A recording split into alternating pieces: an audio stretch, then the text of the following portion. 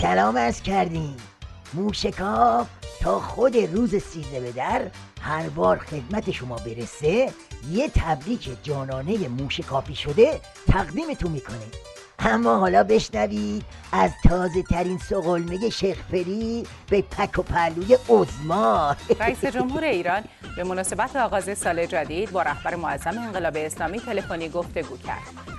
رئیس جمهور با آرزوی سلامت و طول عمر برای حضرت آیت الله خامنه‌ای بر عزم دولت در اجرای سیاست‌های معظم الله در زمینه اقتصاد، فرهنگ و مدیریت جهادی تاکید کرد. زکی با این زهری که تو روونه حلقه ولی فقی میکنی انتظار داری سلامتی و طول عمرم داشته باشه. بعد تازه شیخ حسن چرا با آخوندهای امام دم کلفت و مراجع حکومتی همون روز اول تبریک گفتی، اما به علی گدا که رسید گذاشتی روز سوم، بعدم با یه تکزن قضیه رو هم آوردی. بعد تو رو چه به اجرای سیاست‌های سیدعلی؟ تو کوسه رو بچسب که هر روز یک گازی از علی باپوری میگیره.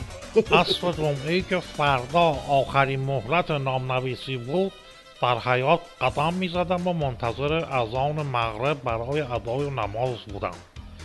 برقی به خاطرم زد که چقدر مستبد شدم. این همه انسان از هر جناح سیاسی و فکری به من میگن تو میتونی مملکت رو از وضعیت فعلی نجات بدی.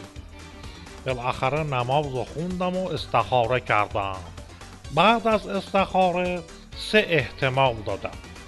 یکی این که قبلا که با آقا یعنی خامنه‌ای صحبت کرده بودم گفته بودم که قطعا نمیام.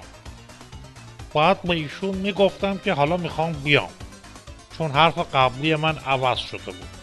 احتمال میدادم اگه بهشون بگم ایشون بر اساس تصمیم و قرار 2 نفری ما بگن مصلحت نیست که بیاد.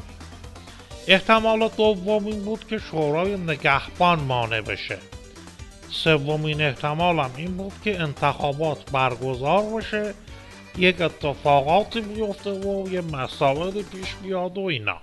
خاطرات امامش کم بود، پای استخاره رو هم کشید وسط.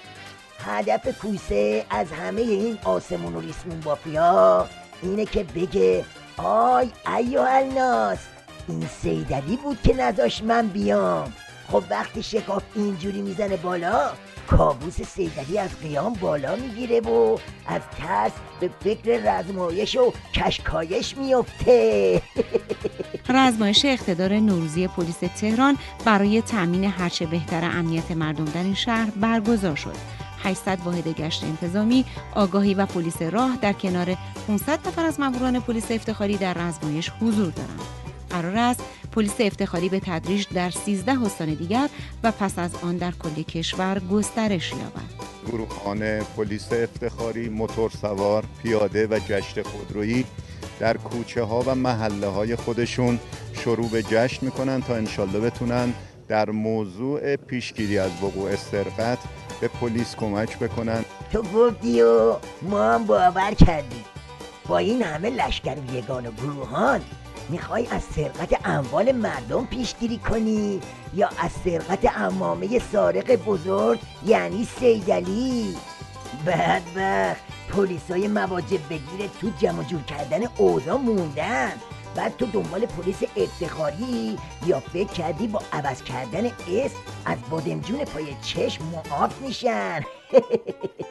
تو یه چنین اوضاع و احوالی بالا تا پایین نظام به تته پته میافته. اینم یه اشانتیون خندناک از یه نماینده مشنگ مجلس که وضعیت نظام بدجوری به لکنت انداختتش. واحلل عقدة من لسانی یفقهوا قولی. اللهم اجل علی اللهم اجل علی اللهم اجل علی فرج اجل ولیک الفرج اللهم اجل علی اللهم اجل ولیک الفرج. آقا ببخشید من چون سرما خورده و اللهم اجل ولیک الفرج. امشب دل من سرکه 7 ساله شده کجایی امام جون؟ امشب دل من سرکه 7 ساله شده کجایی امام جون؟ ولایت باد کنک و روز و شبم ناله شده کجایی امام جون؟ وضع این نظام پیچ پیچ و مچاله شده سیرابی و شیردون. فتوام مثل بعبع بزغاله شده زنگول آویزون. ریشم سیبیلم سوخته و جزغاله شده مثل سر قلیون.